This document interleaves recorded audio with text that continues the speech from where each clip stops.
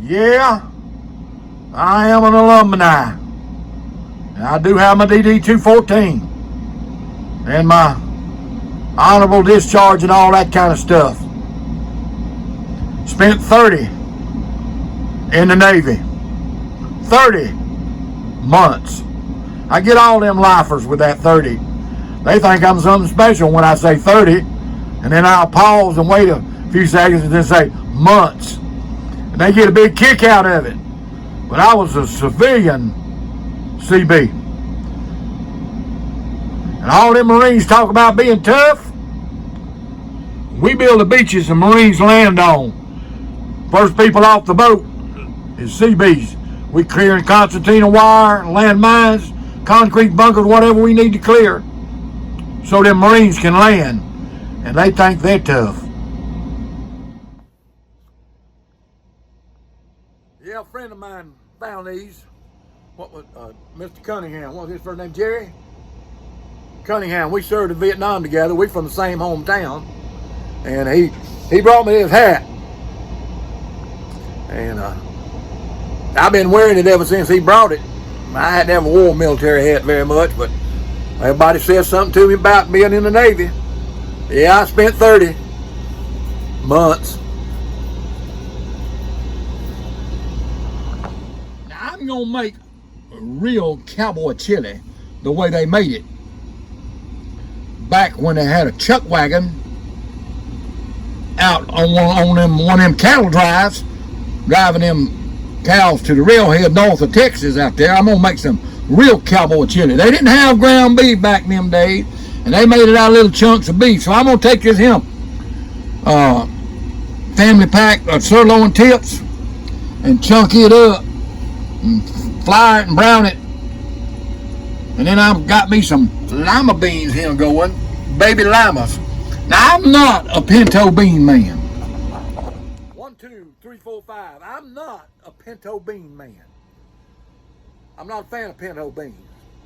I'll use pork and beans when I'm making that quickie chili, ground beef. But I'm gonna make old-fashioned cowboy chili, homemade cowboy chili today, like they made it on the chuck wagon. Except instead of pinto beans, I'm gonna have baby lima beans. I put me some dried lima beans on. I just buy these bags of dried stuff. They easy to keep, they easy to cook.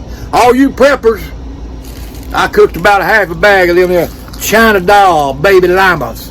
I got some big limas, northern beans, and black-eyed peas and everything right up there in the cupboard.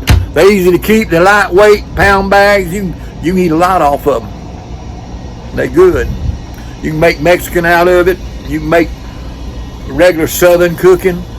One of my favorite meals is get some of them baby limas or big limas and make biscuits and fry some bacon. And that's some good eating right there. Baby lima, that was one of Papa's favorite meals. My mama's daddy, that's one of his favorite meals. He liked biscuits and big old lima beans, large lima beans, and fried bacon. Granny'd fry a big old pan of bacon. And that's what we'd have for supper a lot of nights, is dried lima beans and that good stuff. But I'm gonna make this cowboy chili for you. I'll show you some more of it when I get a little further along. We cut up the meat to make that homemade chili. What I got right here is this piece of sirloin tip steak, and I'm cutting it into little bitty strips like that. There's little old bitty strips, and then I'm cubing it up into little old bitty pieces like that. And then I'm gonna dust it with a little flour and salt and pepper and brown it in this cooker right here. And that's gonna be the basis of my cowboy chili meat. That's the way they did it back on the chuck wagon. Cowboy chili. I am a terrible filmmaker because I get busy working and forget to film. I put some flour in this pot right here and cut that little bitty chopped up meat, chopped up in them little bitty pieces that you see right there, in there, and floured it and put it in this pot and browned it with a little grease in the bottom. And I've already took and put my baby lima beans over in there, and I'm fixing to put a can of rotel and a can of maters in that right there, and then add a little chili powder to it. and that'll be the Cowboy chili. That's how it's made. I forgot to show you browning that meat right there, but I browned that meat right there a little bit, tenderized it and put her in here.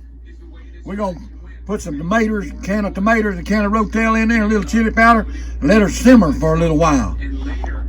You have to let that meat simmer where you get real tender. This is the way you make real Cowboy chili. Now out west, they had a lot of dried pinto beans. They use pinto beans. Like I said, I'm not a pinto bean fan. Well, let me get tomatoes and the rotel and put in this thing. Now I have added a can of diced tomatoes, a can of rotel original, and a pack of just plain cheap chili powder to this Cowboy chili. And that's the color it is now.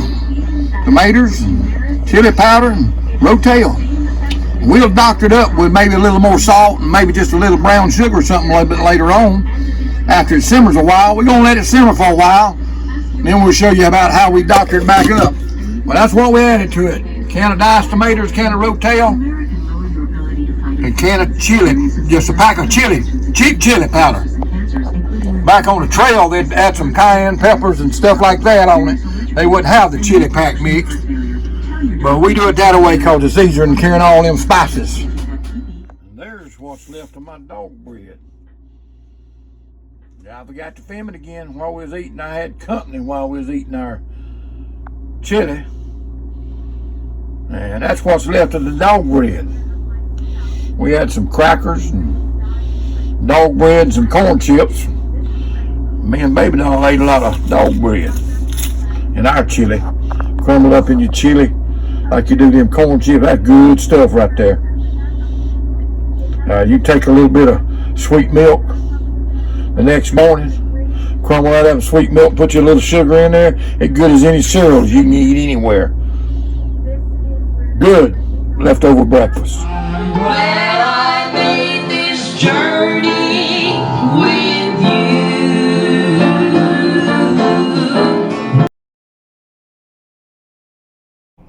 you. We pray we'll see you in the rapture.